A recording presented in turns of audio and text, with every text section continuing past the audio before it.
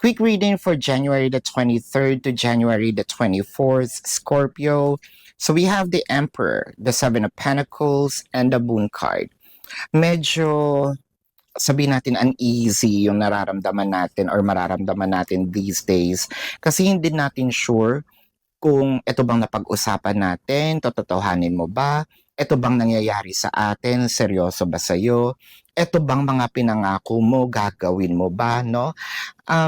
Actually, parang ito yung mga time na we will going to dive into more questions that will lead to another questions, and we will jump into that rabbit hole of asking a lot of questions probably directly to our person, or we will just keep it to ourselves na parang aantayin ko na lang yung time para makapagtanong, no, ng maayos.